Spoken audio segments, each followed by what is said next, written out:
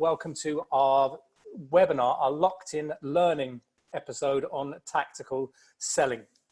I'm just going to jump straight into this today already. Parsi, good morning. I can see a couple of the guys from Beirut joining us. Morning, Parsi, okay? I think he's okay. I think he knows what I'm talking to. Right, so look, I'm gonna launch straight into this as well. Is it our 10th or 11th webinar? I know someone's just put that in the chat. I'm losing count myself because they're all so much fun. So what I'm going to do very quickly, as we always do, just in the chat, I'm going to give you a link to our poll EV. I think we've only got 3 times that we'll dip into that today, and one of them's getting feedback from you today as well. If I can ask you, please, in the chat, you'll see the URL. And when you go into it, I'm just trying to log into my own one. What you'll find is you can either do this on your phone or simply open up another tab in your browser. And what it'll do, it'll give you a question. And we're looking for a little bit of a response at the moment. My current question is, as a salesperson, that's you people, what has been your biggest challenge during the COVID-19 outbreak? So I'm just curious, and I'm sure if you are in sales, you could write me a whole dissertation on what your problems have been. But just give me a couple of highlights, because I'd like to see what we can do with those today. The question on poll everywhere was to ask you as a salesperson, what has been your biggest challenge? And we'll just have a look at some of the answers we've got here.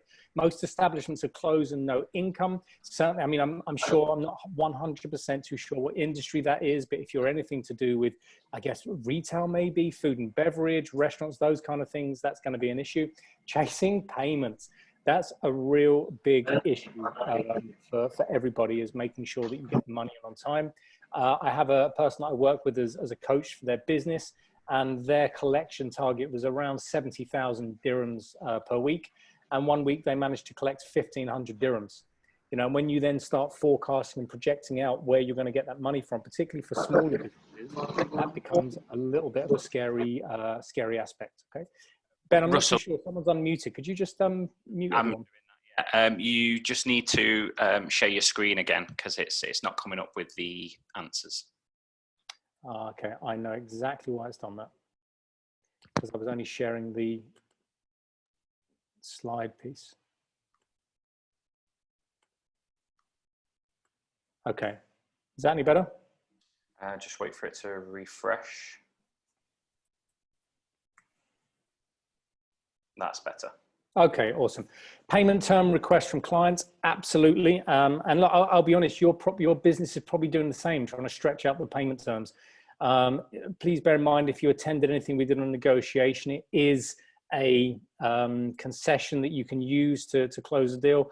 I don't know about you guys at the moment, but honestly, if someone wants to offer me 45-day payment terms rather than 30 in exchange for some business, I'd probably take that at the moment.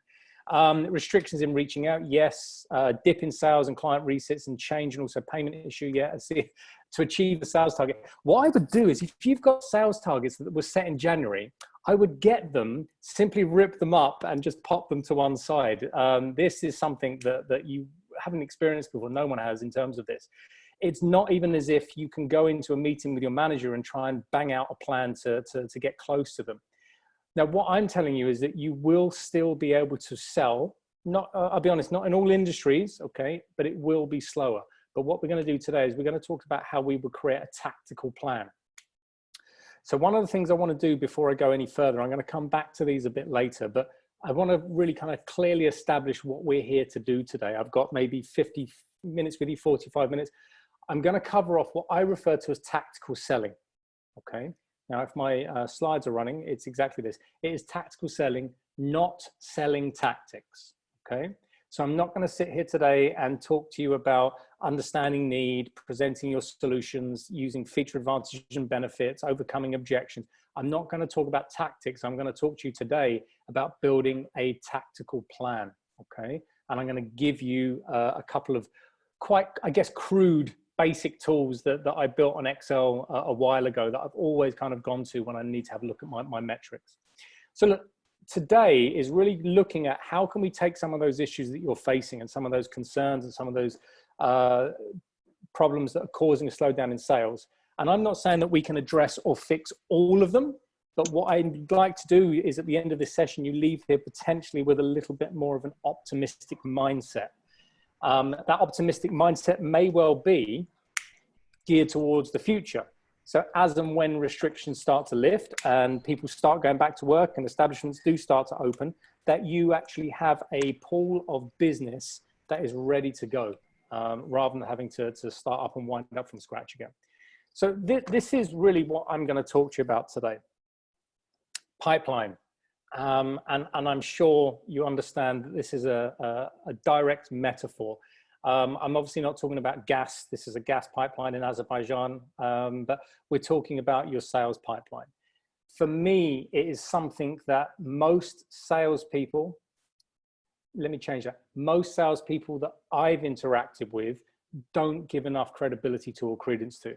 And when they do, they often focus on the wrong things, and it's not their fault. It's usually what the manager focuses on as well. So what I'd like to do, maybe your kind of thought process on pipeline, I'm going to flip a bit today, or maybe I'm just going to reconfirm what you already do. But let me give you some insights to what we do with our pipelines, okay?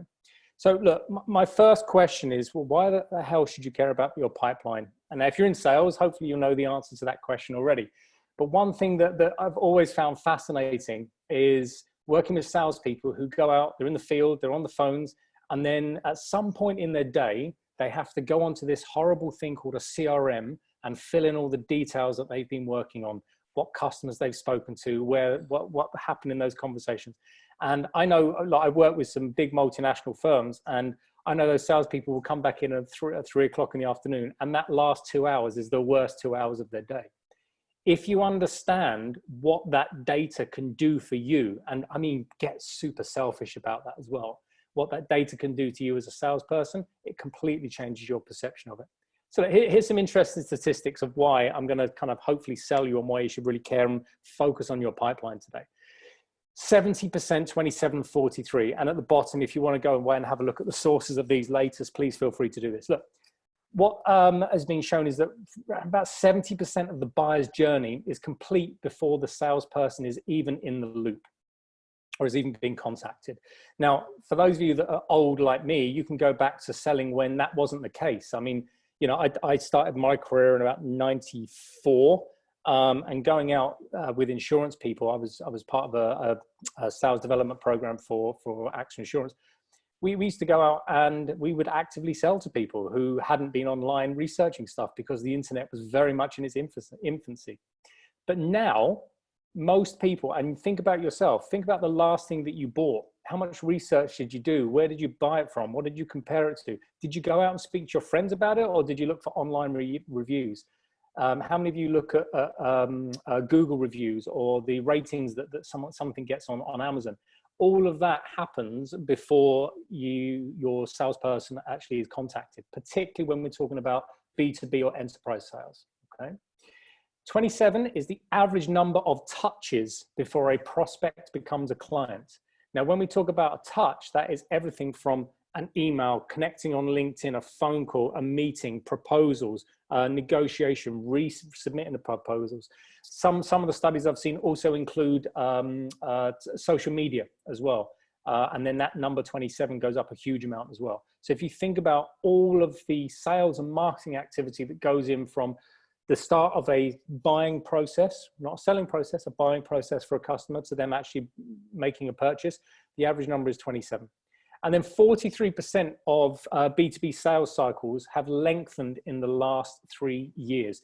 Now, if you're not 100% too sure what I mean by a sales cycle, in this simplest form, it is how long it is from first contact with that client to closing the deal, okay?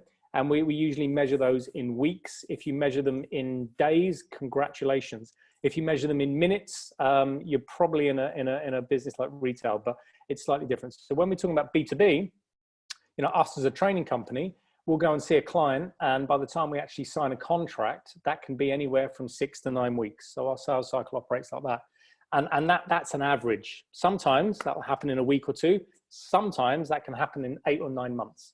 But what we want to do, and I'm going to help you understand why we do this, is we want to, at the first time we start thinking about this, is focus on our averages, okay?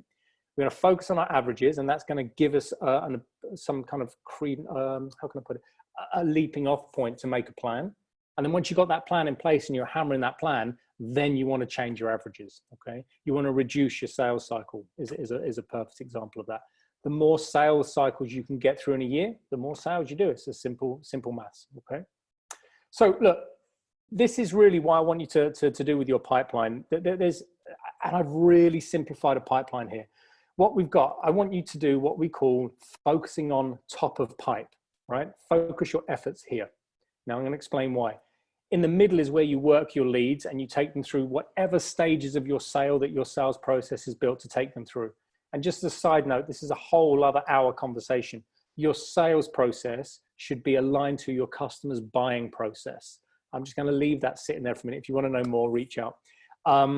And then the last thing is when we close. And the nice thing that I like to see this work, one of my clients I work with, Heineken, that do a really good job of instilling this into their salespeople, is the execution phase. Because it's often something that's left off a pipeline. You've done the sale, you signed, but how do we make sure that we're executing that sale effectively? So what I want you to focus on is top of pipe. Now, a lot of sales managers that I've worked with over the years focus on bottom of the pipe, because guess what comes out the bottom of the pipe? That's where the cash comes. But if you don't focus on the top of the pipe, your bottom of the pipe just doesn't happen in the way you want it to. The top of the pipe is where all the action is. And I'm going to help you understand how you're going to create a focus and put your efforts there. So I'm just going to throw this question out to you again. So if I can ask you to grab your phones, I just saw Sarah reach for her phone very quickly. Grab your phone or jump onto a different browser. What can you, or what do you currently do, and put yourself right in the moment? COVID-19, you're stuck at home potentially. What are you doing, or what can you do to source new leads? Now, what would be great, because we've got 60 odd people on this call, you might see a couple of things pop on the screen in a moment that are going to give you some nice ideas to take away with as well. So I can see you all looking down at your phones, those of you that I can see on my screen. So I'm assuming we're just waiting for some responses to come in. I can't see it, Russell. Okay, let me try that. Yeah, there you go. There we go. Great, thanks.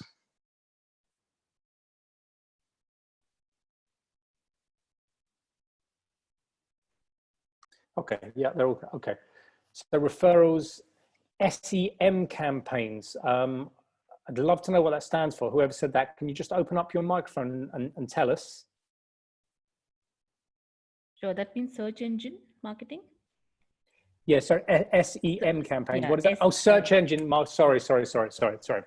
Yeah, I'm aware of that. Yeah, SEO is what I've known it as, but that makes perfect sense. Word of mouth, LinkedIn, LinkedIn stalking, social media awareness campaigns, internet LinkedIn sales nav. I'm assuming that's part of the LinkedIn program, not someone you know called Nav, who's a very good salesperson. If you don't have Sales Navigator, by the way, it's a very easy business case to justify, even at this stage. It's once again, when you look at it just as a pure dollar amount, you think, oh, that's quite expensive, but it actually gives you a huge amount of value. It allows you to get a lot deeper into LinkedIn's data pool.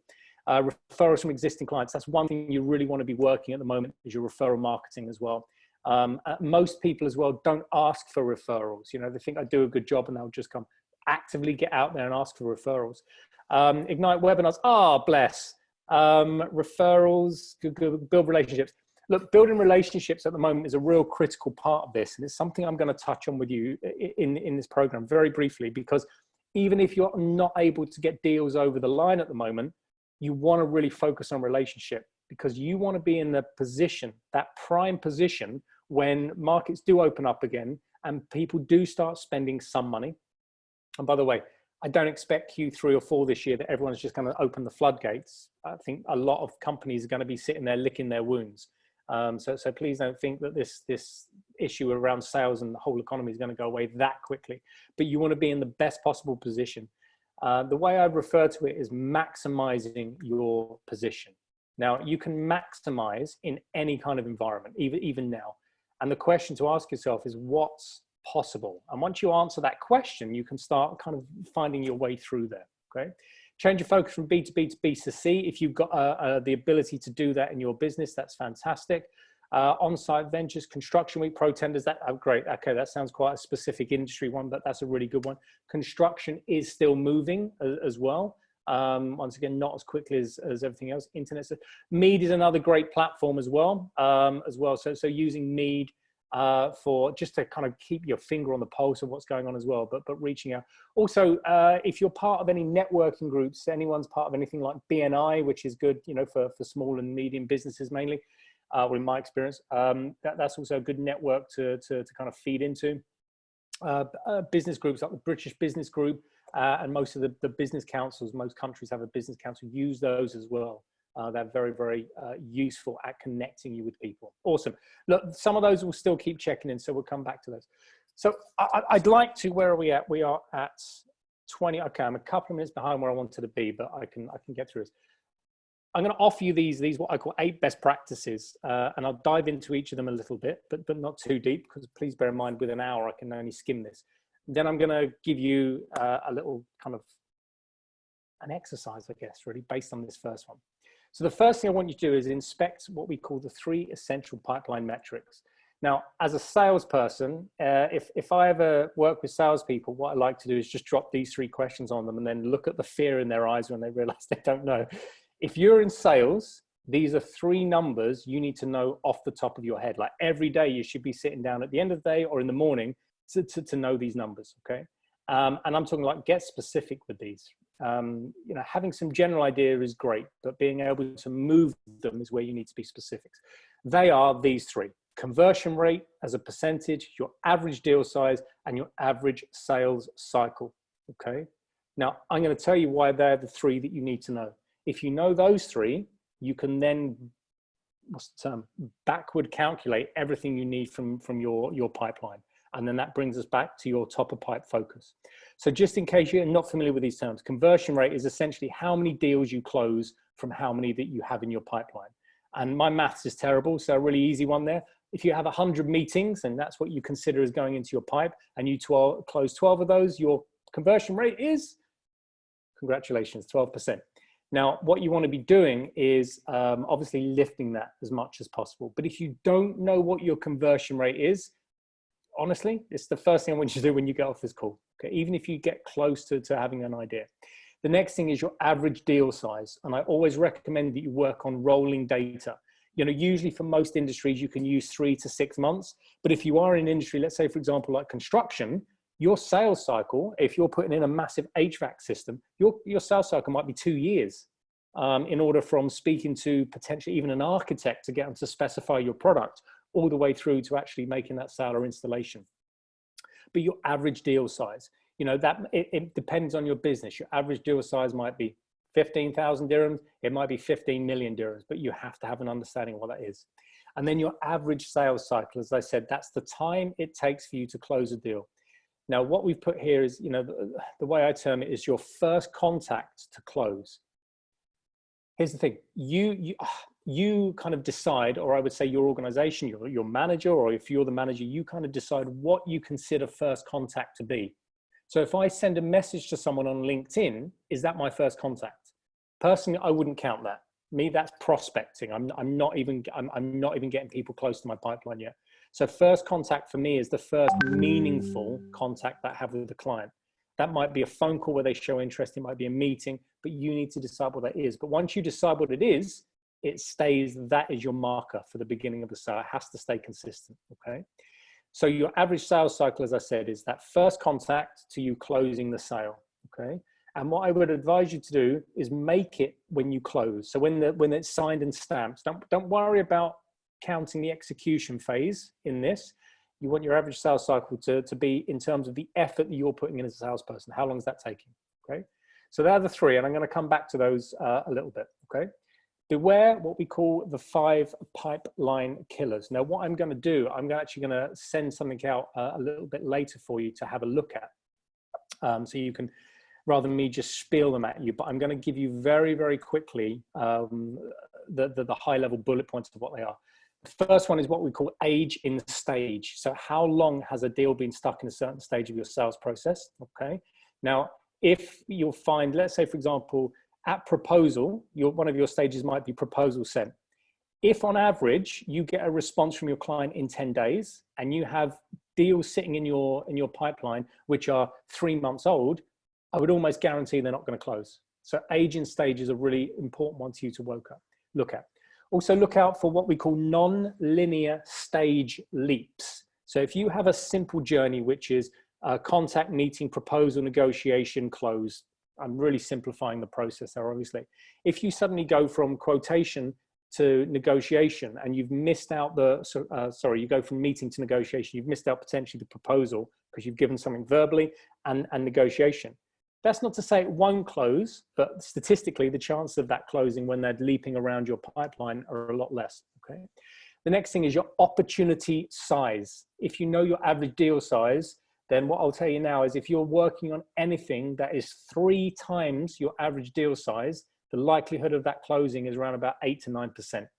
So if your average deal size is 20,000 and you're working on a deal for 150 grand, that doesn't mean it won't come off, but the statistics show that it's much less likely because it's outside of what we call your sweet spot, your strike zone as it's called, okay?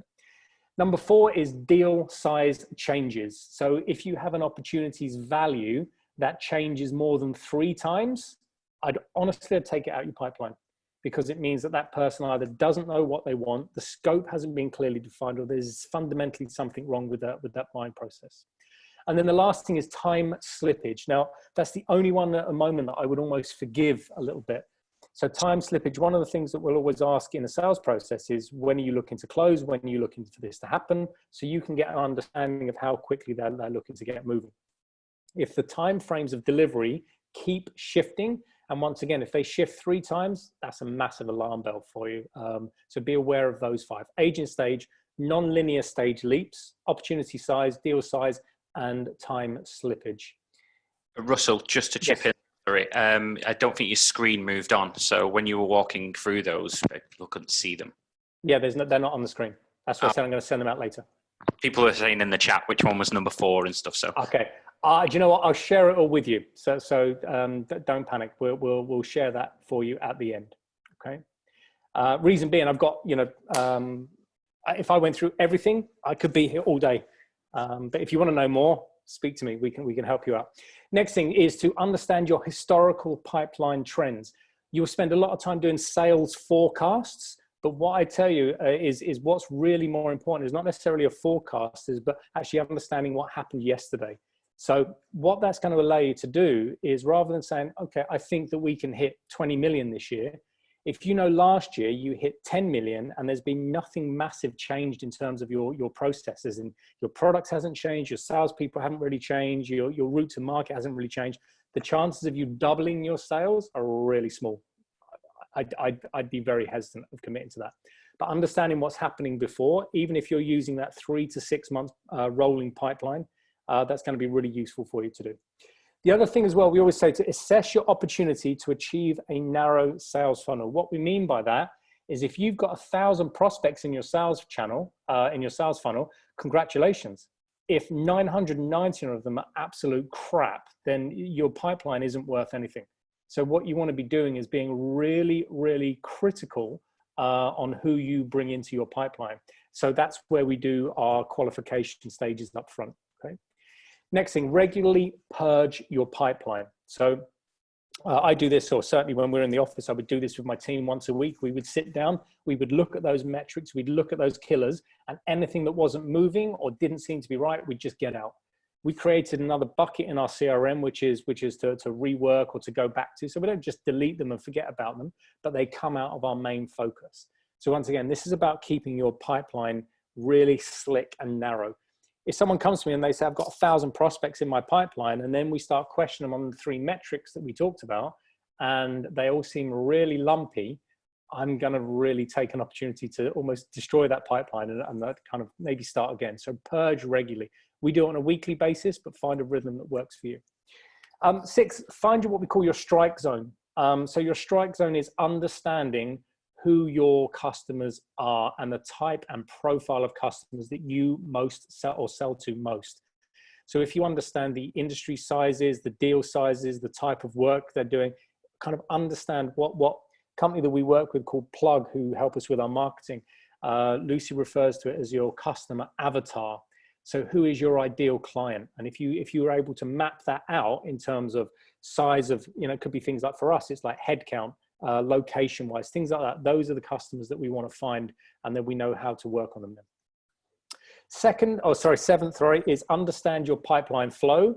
If you know what your stages of your pipeline are, and you know how your prospects should be progressing through them, you're in a much, much better position than most salespeople, because you're no longer kind of just a little bit finger in the air guessing. You have some kind of statistical or logic-based approach to your pipeline, okay? And lastly, track your pipeline stages. If this is the first time you're looking at your metrics, I wouldn't advise you to do this yet. You need good, clean data in order to do that. So pipeline stages, and once again, let me go really crude and simple with this. First contact, meeting, proposal, negotiation, close. So we'll call 5 stages. What really you want to find out is at what stage, in each stage of your pipeline, what is your conversion ratio? So for every 100 meetings you have, how many of those people request a proposal? Well, if that's 60%, then you've got 60% conversion rate across that metric, across that stage. If then from proposal to negotiation, you then go to, out of those 60 people, we get 30 people. See, I'm keeping my math simple. Your conversion rate there is 50%, right? So now you've lost a lot of people out of your pipeline. And then from negotiation to, for example, close, if you're out of those 30 people, you're closing 10 of those, then that is 33%. Now, out of your overall pipeline, from 100 to 10 closes, it's obviously 10%. But understanding your pipeline stages, specifically your conversion ratios, allows you then, when you get a little bit of quiet time, to have a good stare at those pipeline stages and go, right, what can I actively, proactively do to influence that number? So what is it about my meeting tactics that loses me 40 people in that stage? So why am I only getting 60 requests for proposal? And then you can actually then start looking at the skills that you have, the knowledge that you have, the way you go to market. If it's a question of you lose a lot of people from sending out quotations and then not getting to negotiation stage, maybe change your process. How do we get better information from our clients? How do we get a client to look at a proposal instead of just go straight to the price and go, it's expensive? How do we engage them in a conversation where we can actually, show them the value? Because look, I'll tell you now, most people don't look at the proposals you put together, and you might spend hours putting them together. I go, price, well, okay. So it's really critical that when you do have that FaceTime, bear in mind they've already done a huge amount of research. There's already been 27 touches. That's 70% through their buying journey. When you get the opportunity to get in front of that person or get them on the phone, that is really critical, and that's where you're going to earn your money, okay? So anyone in sales or even outside of sales that looks at sales and thinks that a salesperson cannot influence that buyer's decision is 100% incorrect. But that comes about skill set. So your pipeline stages is really key as well. Cool. So I'm going to open this up, a little bit of fun for you here. I'm actually going to give you something that I'd like you to consider. And I'm going to send you out into little breakout groups. We're going to literally take 5 or 6 minutes to do this. I'm going to show you and give you an Excel that I built. It's super crude, but it works. So the first thing I'm going to do is I'm going to send you, wherever that's gone, I'm going to send you in the chat, I'm going to send you a case study. It's a 1-pager. And what I'll ask someone to do, as you go out to your breakout groups, you'll be in groups of 8 or 9 people, is for one person to open that up and then share your screen, okay? Where is it? Where is it? There it is. Okay, so I'm dropping that into the chat now. Now, the other thing as well that I'm going to send you is this Excel sheet, and I will show you how it works now. You probably have something similar, okay? If you don't, and this is a revelation, then I'm pleased to have been the messenger for this. But if it is something you're familiar with and you use all the time, then great. Like I said, this is really simple and really crude, but just bear with me on this. Simple thing is you can only fill in the blue boxes. Everything else is locked out to you, okay? All the formulas are built in. So here's the thing. In my case study, I've given you a sales organization that is 7 months into its year. So you've only got, as you can see here, 5 months remaining on the year. I'll send you another one of these, which I'll allow you to build some tactics. What I want you to do is work out this based on the case study. You'll see all the data in the case study. Your revenue target, let's say, for example, that revenue target is $1 million dirhams, right? We'll keep it a little bit clean, $1 million, whatever number it is. You'll see, I also now need to put in my average revenue per deal. And I'm going to tell you that my average revenue per deal is 16,000 dirhams, right? Or dollars. Automatically, that's going to tell me that in the next 5 months, I need to do 63 deals, right? I need to get 63 deals over the line. Now, my closing ratio, once again, why do I need to know this? If I know my closing ratio is 22%, please note when you enter the data here, you put 0.22. It then tells me, in order for me to close my 63 deals based on the historical performance of my pipeline, I need 284 prospects in the next 5 months. Now, my sales cycle, let's make it easy. Let's say it's a 4-week sales cycle. That means I've got 13 sales cycles left, okay, in the remaining 5 months, okay? And I've got, at this stage, the number here, 22, that means I need to have 22 prospects in my pipeline at all times. So now if I'm looking at my pipeline and I've only got 10 people at any stage, I know that I'm literally halfway, 100%, or is it 50%? See, my maths isn't great. I'm a long way behind my target. It's the easiest way to do, okay? Now, the nice thing is, how many prospects do I have in my pipeline? Now, let's say I've got 25. I've got 25 sitting in at the moment. And now you can see underneath that, I need to add 259 prospects to my pipeline over the next 5 months, okay? That means I need to add 5 a week, and this is what you're gonna have to focus on. Now, that slide you gave me earlier, where'd you get your prospects from? This is where that comes to life. LinkedIn, email marketing, referrals. If I can get 2 from LinkedIn, if I can get 1 referral, if I can get 1 from repeat business or maybe working cross-selling into a company, and then I get 1 because I put out a really good blog that someone contacts me, there's my 5. And that's my tactics, but I'm going to come back to that when we come back from the little conversations I'm going to put you into. So look, it's 10:40 now. In the chat, I have put the case study. If some of you have looked at it already, you might be going, okay. Hopefully it's not too much detail.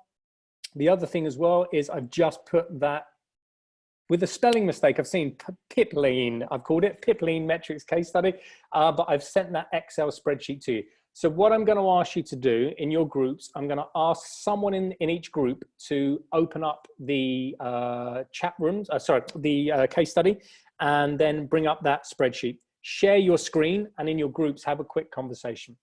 Time now is 10:41. I'm going to close all the rooms in exactly 5 minutes. So if you don't finish it, don't panic. And then we'll have a quick run through with what's happening or how you got on with that as well, okay? What I would say, you've got 5 minutes. Don't overthink this. Don't worry about saying hello to everyone. Just, yeah, you've all said hello. You all like each other. You're nice people. Jump straight into this as well. Now, I've got to flick between a couple of screens here, so bear with me. Okay, so essentially this is what we should have mapped out at this. So I've taken all the data. Our gap in sales in the next 5 months is 12.4 million. We have an average deal size of 61,000. That means we needed to do 203 deals. A closing ratio of 22%, which means we need 924 prospects. Takes 6 weeks to close our deal. This number's incorrect. I'm sorry. This is if it's divided by 12 still, not 12 months, not 5 months. So it is a little less than half on that. So we've probably got about 4 sales cycles left. We need 107 prospects in the pipeline at all stages. That means we need 324 people through our tactics, and we need to do 7 of those a week. So that's essentially how we would map that out. So if at the moment, as I'm sure most of you have a gap in your sales, it's actually not a bad thing, a little exercise to run through that to get an idea of what that daily number is, or weekly number, which obviously you can then become a daily number. Telling someone they have to do 12 million in sales and close sales is very different to telling someone they need to find 7 leads a week. And that's why we focus on top of pipe. So if you are a sales manager, what you want to do, focus on top of pipe. If you're a salesperson, even for your own sanity, focus on top of pipe. 12 million in some industries is nothing, right? You'll get that done in 1 deal. But in this one, our average deal size is 61,000. So, 12 million is quite a substantial number for a team to hit. So what we need to be doing is managing ourselves as best as we possibly can. You tell me 12 million, I'm going to freak out a bit. You tell me I've got to find 7 leads a week, now I can get some focus, right? So this is why it's a very different way, or as far as I'm concerned, the best way to actually operate. The other thing as well, I will just show you one more version of that. And this is the version that I'm going to share with you, okay? This is what I call my tactical plan. Now here you can see, forget the numbers, they've changed. And look, as you can see here, we're also back to operating for a year. So my revenue target, 4,300, what an amazing target that would be. So let's say it's that. Okay, so now you can see that my numbers map out. I've talked you through this, the metrics on this, so I don't need to go over this too much. However, here is the next bit, is what I refer to as our tactical plan. So now that we've got these targets in place, this number here, the 6, sorry, where are we? How many prospects you need each week? This is crazy. Because I need to increase the value of the deal. Otherwise, we are not realistic at all. Okay. One thing, this row here wasn't in the original one I've shown you. I like to look at this. So rather than just jump into any meeting, if you think about this number, 12,900 is how much each meeting is valued, is how much you should value your time for when you go to each meeting. And it's essentially, you know, it is the average revenue per deal times by your average sales cycle, right? And it gives you this number. And what that shows you is how much value you should really be putting on your meetings when you're going into people, okay? Now, the next thing, tactical plan. You'll see, if I go back to this one, we need 7 a week. That number automatically comes across here. Now, I've given you some really basic examples. Some of them you think, well, I'm never going to do that. Some of them you already came up with in our slide earlier. But here's just a list of tactics. I've got LinkedIn, social media, websites, conferences, networking, direct mailing if you're proper old school. But it still works, by the way, because people don't get print anymore. When they do get something printed across their desk, it's amazing how we do quite a bit of print this year. And it's amazing how many people ring us up and say, this is great, thank you. Emails, and we're talking about campaigns there. So using SurveyMonkey or whatever software you want to use, telemarketing, advertorials. So there's a whole range of things you'd want to do there. What I'm going to ask you to think about is tactics. And some of the tactics you gave me earlier were, you know, LinkedIn and stalking and things like that, referrals.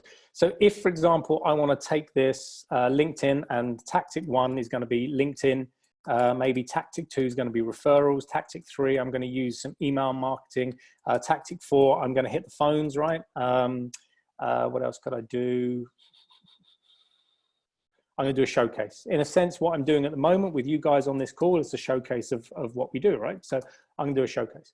I don't have to have 10 at all, but 10's, you know, a good number. It depends on your variety of tactics. Now what I want to do is and be realistic with this, and I always almost like underplay this one a little bit. Is that, okay, how many thank you. How many leads am I going to get from each tactic?